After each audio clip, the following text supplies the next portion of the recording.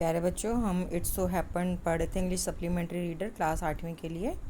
तो हमने इसमें थर्ड चैप्टर शुरू किया था आपका ये वाला, देखेंगे द सेल्फिश जाइंट। ठीक है, याद है सेल्फिश जाइंट, और हमने ये पढ़ लिया था और इसका नेक्स्ट पेज भी पढ़ लिया था, और हमने 19 पेज पर ये वर्ड मीनिंग बताते हुए छोड़ा था। ठीक है, अब हम इसका अगला पेज पढ़ते हैं। अगला पेज आपका हो गया पेज नंबर 20। ठीक है, तो इसमें हम ऊपर आते हैं। तो इसमें आ रहा है कॉम्प्रिहेंशन चेक, मतलब जो आपने पढ़ा है कहानी उसके ऊपर आधारित प्रश्न है। तो पहला प्रश्न है why is the giant called selfish. तो जाइंट सेल्फिश क्यों कहला रहा था? क्योंकि उसने बच्चों को खेलने से आने से मना कर दिया था। तो हम इसका आंसर का निशान लगाते हैं, पेज टर्न करते हैं। देखो ये लिखा हुआ है he was very selfish giant, लेकिन क्यों था तो उसके लिए ऊपर पढ़ेंगे।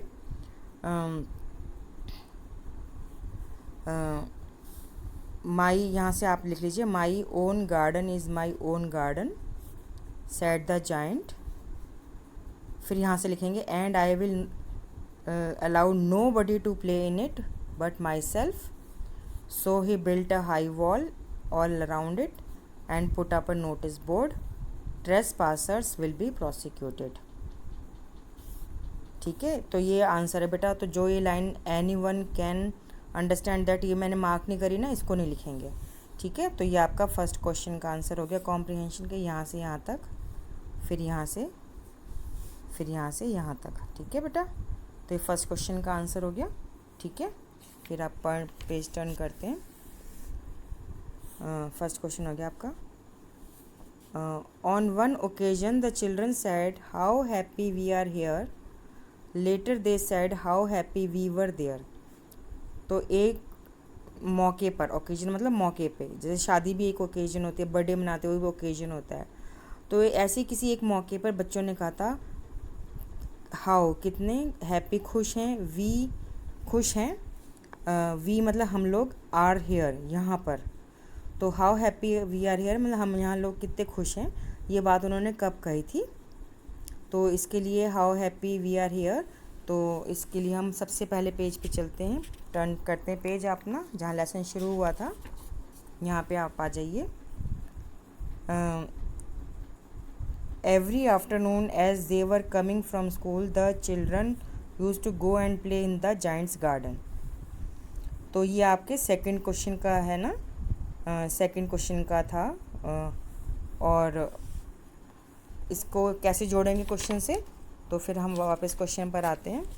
तो बेटा ये जो आपका वाक्य है ना, how happy we are here, तो on one occasion the children said how happy we are here as के बाद वो सेंटेंस हम लिख देंगे। तो कौन सा सेंटेंस लिखेंगे बेटा? जहाँ पे ये लेसन शुरू हो रहा था ना, हमने माना एज तो हमने उसमें लिख दिया, एज के बाद आप ये वाला वाक्य जोड़ देंगे। कहाँ तक? यहाँ तक, ये पूरी लाइन आएगी, एज के बाद ये वाली पूरी लाइन। ठीक है बेटा, जो हमने पहले मार्क किया। ठीक है, अब उसके बाद वो सेकंड पार्ट में क्या कह रहा है, later they said how happy we were there. तो later they said how happy we were there, तो ये कब कहा था? एज, इसके बाद फिर लिखेंगे एज। तो ये उन्होंने कब कहा था?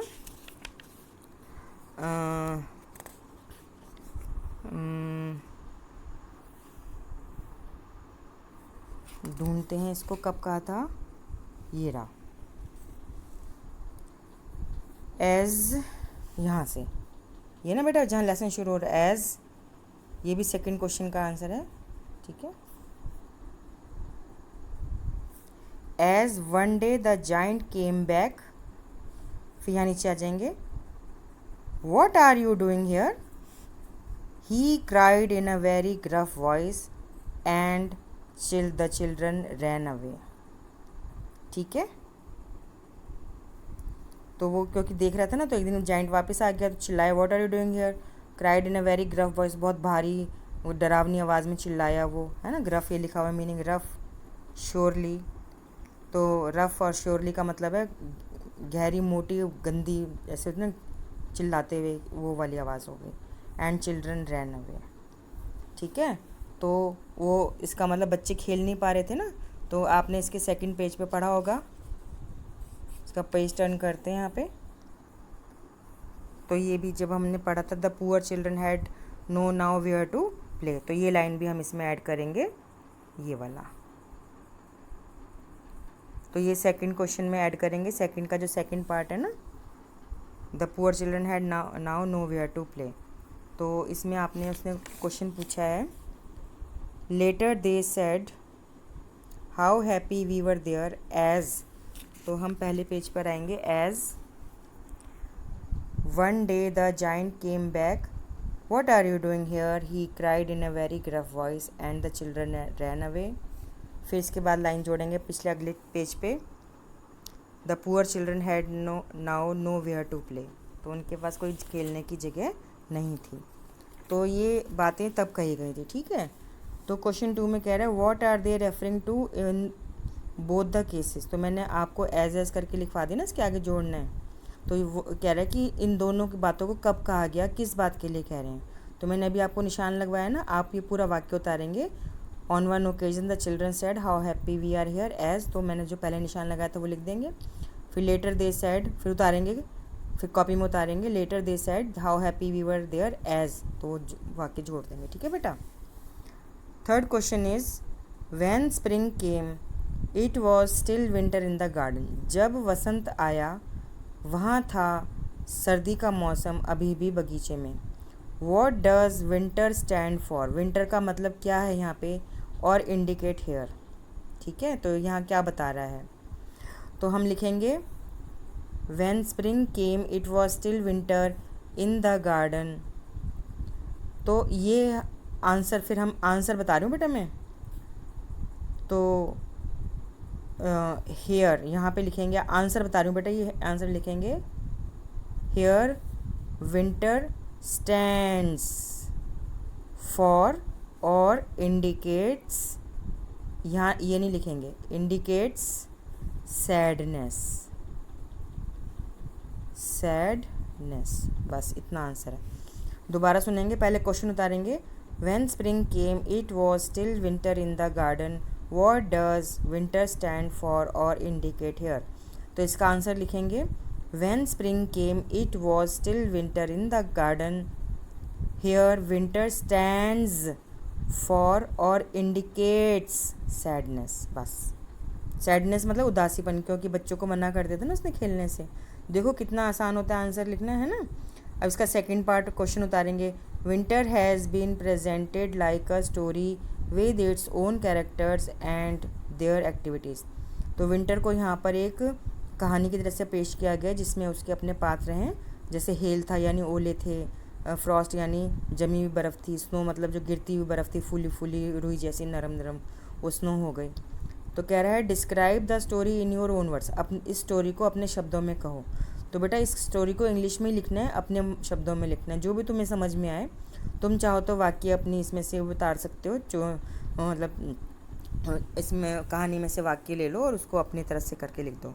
तो बेटा इसका सेकंड पार्ट आपने करना है, नहीं कर सकते छोड़ दो। चौथा क्वेश्चन है, वॉज द जाइंट हैप्पी और sad over the state of the garden. तो इसमें आप लिखेंगे the giant was sad over the state of the garden, ठीक है। आंसर लिखना आ गया ना।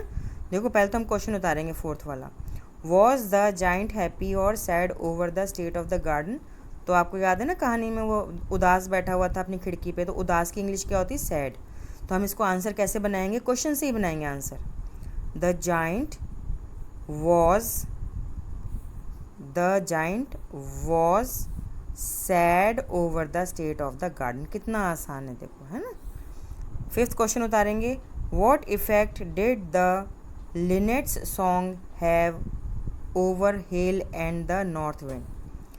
क्या प्रभाव पड़ा लिनेट के गाने का हेल यानी ओलों पर और नॉर्थ विंड मतलब जो उत्तर की हवा थी। आपको पता है ना, हेल ने ओले गिराए, सब छत तोड़ दी कैसल की, मतलब महल की।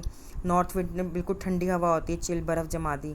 तो कह रहा है लिनेट ने जब गाना गाया तो इनके ऊपर क्या इफ़ेक्ट पड़ा। तो हम पिछला पन्ना टर्न करेंगे, देखते हैं जहाँ लिनेट की बात हुई थी। ये देखेंगे पेज नंबर 19 पर हमने कल पढ़ा था, ये रहा,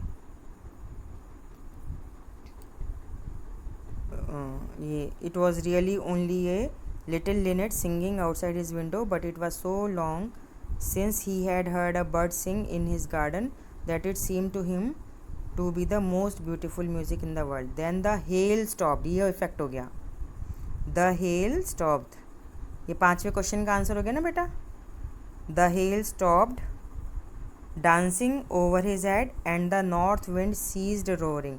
तो इसका मतलब मैंने बताया था ओले रुक गए नाचना उसके सिर पर, क्योंकि ओले गिरते हैं ना ऊपर आसमान से। एंड द नॉर्थ विंड, उत्तरी दिशा से आने वाली हवा, सीज्ड मतलब रुक गई, रोरिंग मतलब दहाड़ना।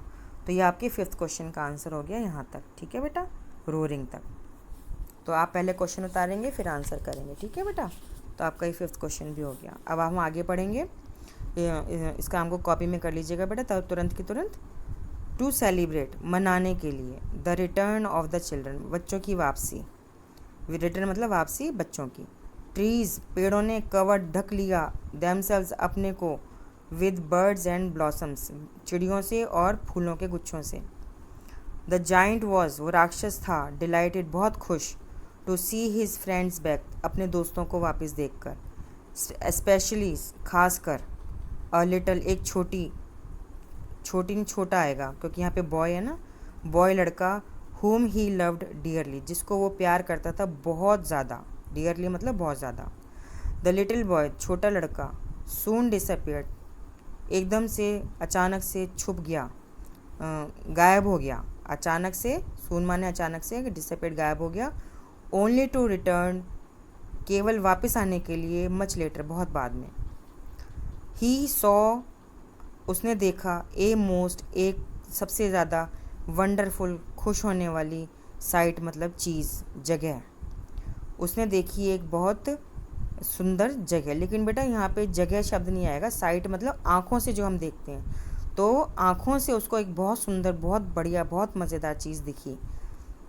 साइट मतलब सीन, सी होता है ना, सी आँखों से देखते हैं ना, सी मतलब आँखों से देखना, तो सी से सीन साइट, ठीक है बेटा।